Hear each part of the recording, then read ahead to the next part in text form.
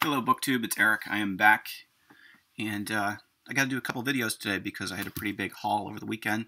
That's going to be one video, but I'm going to start off with my July wrap-up and my August to-be-read pile. First off, what did I read? So, the first one here, I'm not sure if I finished this in June or August, but Howard Harris, Airline Investigator. This was okay. This was 70s, somebody's first attempt at writing a mystery. Obviously, somebody who works in aviation.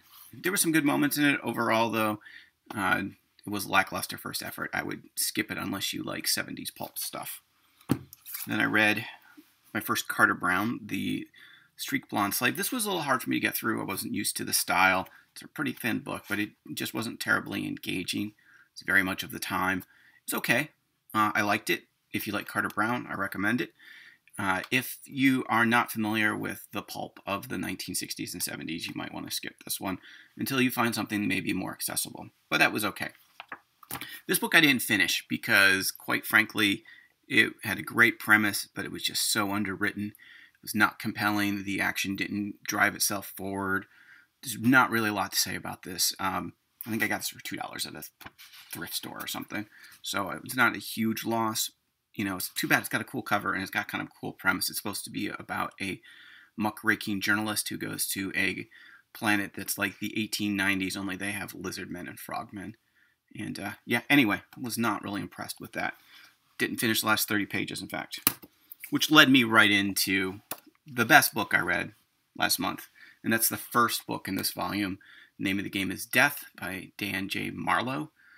This was a great, gripping crime thriller filled with anti-heroes, just page-turning. And the follow-up book is in here, One Endless Hour, and I know the series goes from being a crime series to more of a spy series as it goes on, but I'm looking forward to getting back and reading the second book in this volume. And I just want to say I love these Starkhouse noirs. Starkhouse is a great publisher. And I highly recommend people check out their stuff. Yeah, it was $20, but you know what? That's totally worth it, for me at least. Okay. So the other thing I read was the Chelsea Kane part of the Mockingbird trade here. Lots of fun. Just really well done, smartly written, fun. You know, some geeky references. I recommend this very highly if you are at all interested in getting into any Marvel comics and are into spy or espionage stuff. I really need to get the first trade. I had read it previously because I checked out the library. But yeah, the only problem is that half of this is the ending run of Kane's work on Mockingbird, and the other half is some earlier stuff. I haven't read the earlier stuff yet. But yeah, support your local comic store. Support good comics. Check this out. All right, the one thing, speaking of comics, the thing that I had intended to get to this month and didn't get to was this. This is the Richard Sala Valenza. I just got caught up reading the Mockingbird comic and struggling through some other stuff, but this is definitely on my to-be-read pile still. And I also picked up the new Nocturnals, Sinister Path. This is very horror, pulpy stuff with great art. I read the beginning of it. I was tired, so I need to go back and just sit down and reread the whole thing. I've always been a big Nocturnals fan.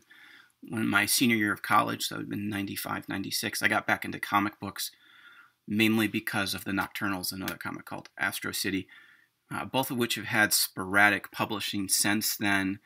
And the Nocturnals has taken a very long time to get published, but it's always worth it, so I need to sit down.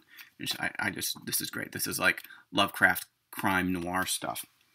All right, so moving on to the reading goals for the month. I realized that I have actually never read any Nero Wolfe, so I picked up a bunch of Rex Stout stuff at a recent library sale I went to.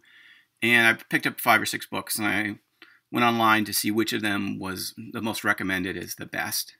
And this was one of those, so I want to try and read that. And then, speaking of Chelsea Kane, there had been some talk about this on the Men's Pulp Adventure stories from the 60s and 70s Facebook group, and I wanted to read this, so I picked this up a while ago, but this is in my to-be-read pile for the month. I've been making my way through the 87th Precinct novels.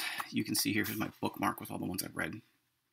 checked off, and this is the next one in the series, and I always look forward to these. These are so good, not just as police procedurals, but as kind of a snapshot of the era they were written, from both a crime fiction point of view, but also from a publishing point of view.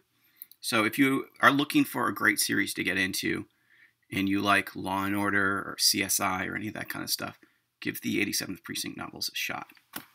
Okay, speaking of series, Lawrence Block, A Stab in the Dark. Yep, it's time for me to get back to Matt Scudder. If you've seen 8 Million Ways to Die or Walk Among the Tombstones, this is the book series that those were based on. And this is the next one in the series that I need to read. And I picked this up recently, so I need to get to it. And then finally, never read G8 in the Battle Aces. This is something I picked up also at the book bag sale. So I figured I'd give this a shot. Looks like a quick, pulpy read. So that's my TBR pile for August. We'll see how much of that I get to. Currently, I'm reading The Dolly Dolly Spy, which I meant to grab. One moment.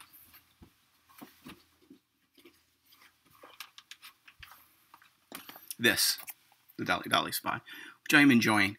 It's good. It had a very slow start, but I'm in the last third of the book, and it's I like the middle part, and I'm liking the end so far. So I'm hoping to finish it this weekend. We will see. Either way, if you know anything about any of these books, have any comments, questions, anything, leave me a comment below, and I'll do my best to answer. If you like these videos, go ahead and hit the thumbs up. And for all you people that are looking for my record vinyl community stuff, I've actually got one of those coming soon. So I'll catch you all in a bit.